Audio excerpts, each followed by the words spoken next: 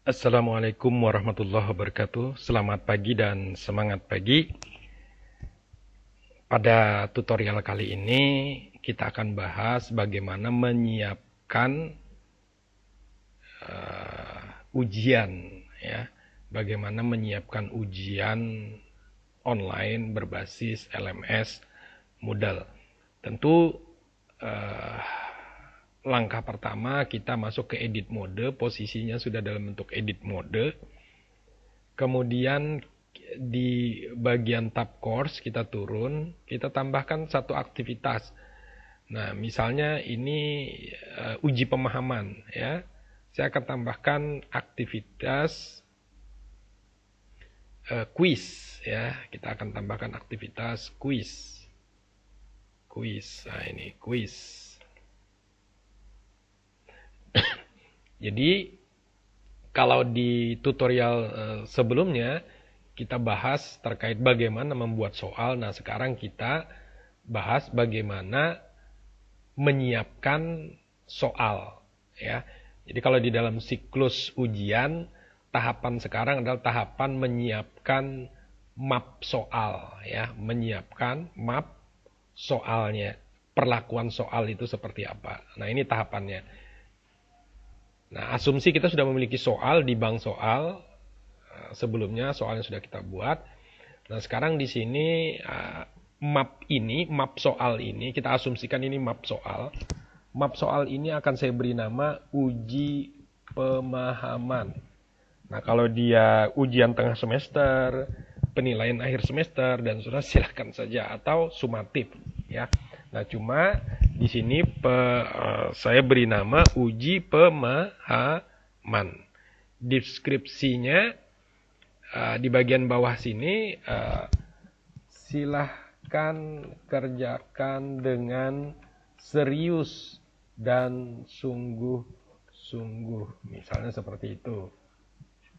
Kemudian saya tambahkan untuk masuk dan mengerjakan soal pemahaman ini gunakan password 123456. Misalnya seperti itu. Gunakan password 123456. Nah, boleh di password saat sebelum mengerjakan soal, boleh juga tidak. Atau kalau di dalam ujian asesmen nasional kita mengenalnya ini token. Nah, tokennya kita buat nanti 123456. Kemudian ini ditampilkan di bagian depan, ya, ditampilkan di bagian depan sehingga nanti di sisi siswa akan terlihat secara langsung timingnya. Nah, waktu pengerjaannya kapan, dibuka tanggal berapa, berakhir tanggal berapa. Nah, ini saya buka di sini posisinya tanggal 10 misalnya supaya sudah bisa dikerjakan, tetapi ditutupnya tidak saya aktifkan, artinya akan berlangsung terus. Waktu pengerjaannya saya aktifkan. Nah, dengan soal sejumlah sekian, waktunya cukup mungkin 10 menit. Atau mau 1 jam, silahkan saya diatur. Atau 1 hari, atau 1 minggu. Kok bisa 1 minggu? Ya bisa saja. Untuk soal-soal misalnya uraian, penugasan, dan seterusnya. Ya. Time limitnya 10 menit. Jadi kalau sudah 10 menit, ketika times expired, maka open attempt are submitted automatically. Jadi secara otomatis soal yang masih terbuka ketika waktunya habis akan disubmit secara otomatis. Submitting grace period adalah 1 hari di periode submissionnya. Kemudian grade. Nah, di grade kategori, unkategori, grade to pass, nilai untuk melewati passing grade ini misalnya 20%. Misalnya seperti itu. Jadi kalau 20%, anggaplah asumsinya ini KKM-nya. Jadi kalau dia mengerjakan lebih dari 20%, dia dianggap lulus, gitu ya. Nah, ini saya beri misalnya 50%, setengahnya saja. Attempt allow unlimited. Jadi siswa bisa mencoba berkali-kali, ini kita batasi. Artinya dia hanya menjawab 1 kali. Grading method ini nanti highest grade. standarnya. Jadi kalau attempt allow-nya tadi diizinkan untuk sampai 5 kali dia menjawab, maka nanti dia bisa mencari nilai tertingginya. Jadi nilai yang paling tinggi di antara 5 kali dia menjawab, nilai itu yang akan diambil. Nah, ini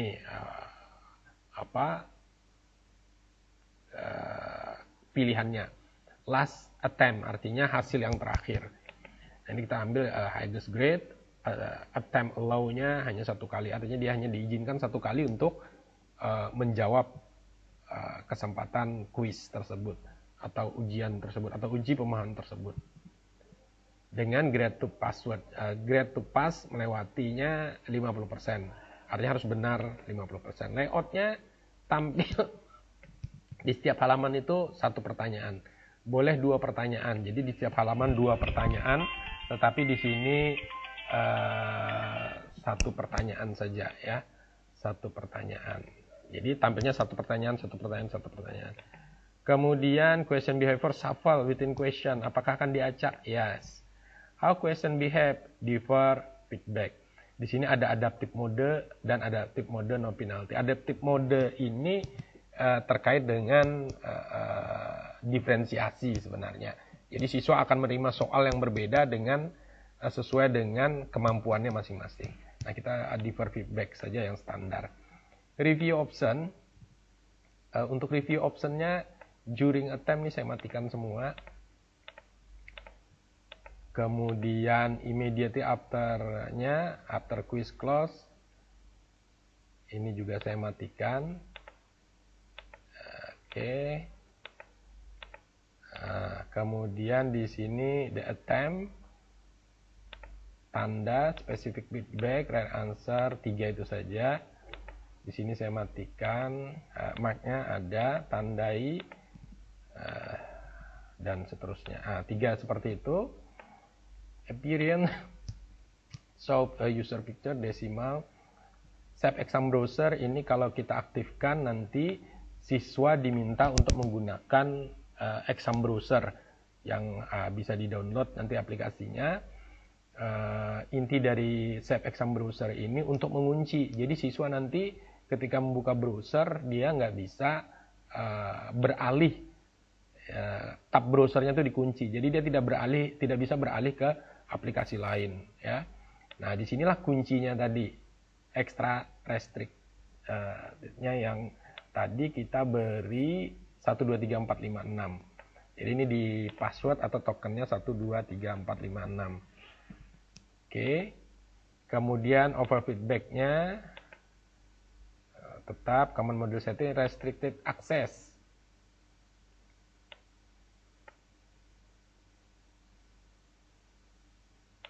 Kemudian activity completion-nya. Student can manual diganti. Student activity as complete when condition. Ya. Tidak ada kondisi. Atau mau tidak diberi kondisi juga, don't indicate activity completion. Kalau mau indicate di sini show activity. Student must view. Student must receive a grade to complete. Harus memperoleh nilai. Student must receive a passing grade. Jadi dia harus memperoleh passing grade or available attempt. Minimum number of attempt 1 dan seterusnya. Ya. Nah, kemudian selesai di save and return to course. Nah, ini baru, ini 50. Ini baru menyiapkan ya, tahap menyiapkan amplop soal. This activity nggak bisa karena harus passing grade. Oke, saya simpan. This grade to pass cannot be greater than the maximum possible grade 10. Nah, ini terkait dengan soal. Oke. Itu bisa kita edit belakangan. Simpan dulu. Karena standarnya memang 10. Nah, ini sudah ada kuis uji pemahaman. Saya klik quiz uji pemahamannya. Kemudian kita tambahkan di sini soal. Add question.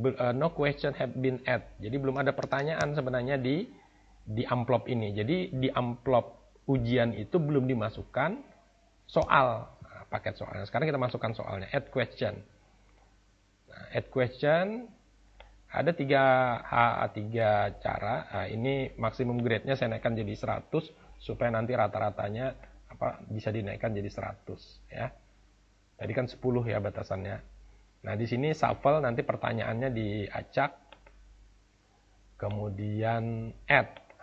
Bisa dari pertanyaan baru dibuat new question dari question bank atau random question. Nah, random question ini kita punya prasyarat harus punya koleksi soal minimum 10.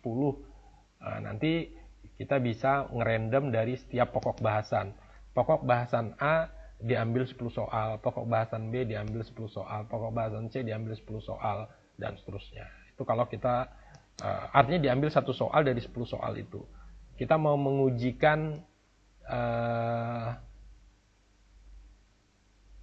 saya buka saja. Nah, ini seperti ini maksudnya. Di sini ada asam basa ada 4, senyawa ada 4. Kita ambil dari asam basa misalnya. Number of random question-nya 1. Jadi kita ambil 1 dari 4 ini. Itu 1 soal. Kita ingin mengujikan sebanyak 10 soal, ada 10 pokok bahasan. Sehingga tiap siswa nanti di samping teracak, setiap siswa probabilitasnya tuh 4 untuk asam basa.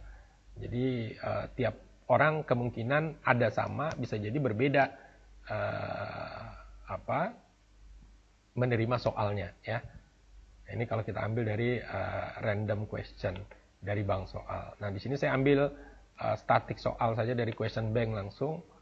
Saya checklist karena soalnya memang terbatas hanya ini. Saya tandai semua soalnya diujikan yang dibuat di sebelumnya, kemudian langsung saya add selected question. Nah, ada 8 soal. Nah, kalau soalnya ini maksimumnya ini di sini satu-satu mau tiap soal mau diberi bobot nilai berbeda silahkan saja, tidak masalah ya. Ini saya pilih shuffle question. Jadi ini soalnya nanti diacak. Nah, jadi lebih kurang semacam ini. Nah, kalau sudah, ini sekarang saya simpan kembali. Baru saya balik ke posisi quiz. Nah, di posisi quiz, ini. Ya. Di posisi quiznya. Jadi ketika siswa nanti mau mengerjakan, dia tinggal kita akan coba siswanya. Oke, saya refresh dulu.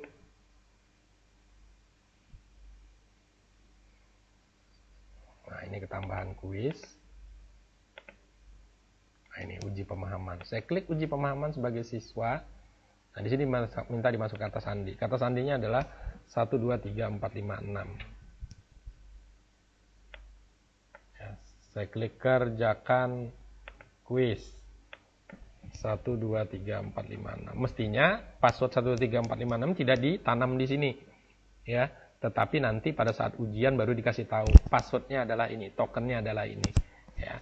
Jadi siswa akan bisa mengerjakan bersama-sama, kecuali untuk kasus-kasus tertentu passwordnya kita berikan untuk pembelajaran mandiri, latihan soal mandiri. Saya klik mulai mengerjakan. Nah, ini siswanya sudah mulai mengerjakan pertanyaan yang kita buat sebelumnya. Jadi ini model matrik, benar salah, jawabannya ini. Dan ini diacak kemarin. Halaman selanjutnya ditampilkan satu persatu. Siapakah nama pahlawan yang fotonya nampak menunggang kuda di Penogoro misalnya. Jadi ini jawabnya di Penogoro bisa, Imam Bonjol bisa. Ya, sama-sama benar. Menjawabnya Pangeran di Penogoro juga boleh. Ya, saya klik halaman selanjutnya. Dan seterusnya saya buka supaya kita bisa langsung lompat ke soal terakhir. Soal 8. Apakah Kaltim berada di Pulau Jawa? Benar. Salah. Selesaikan kuis. Nah, di sini sebelum kita submit ada konfirmasi. Yang terjawab cuma nomor 1, nomor 2, nomor 8. Yang lain belum terjawab. Artinya jawabannya belum tersimpan. Nah, kalau mau mengucapkan kembali boleh, tapi kalau dianggap udah selesai, karena memang nggak bisa, kirim semua dan selesai. Dikasih informasi lagi, masih ada 5 yang belum. Oke, nggak apa-apa, kirim semua. Nah, dikirimlah semua. Sehingga jawabannya betul 22,50 dari nilai 100. Ya, betul 22,50 dari 100. Ya. Nah, ini. Jadi jawaban yang benar adalah Pangeran Diponegoro. Tapi Diponegoro pun bisa dianggap benar. Nah, ini pengaturan dan seterusnya. Demikian pengaturan ujian ya untuk memanggil soal-soal yang sudah disiapkan sebelumnya dari Bank Soal. Sekian, terima kasih. Saya Heri, assalamualaikum warahmatullahi wabarakatuh. Selamat pagi dan semangat pagi.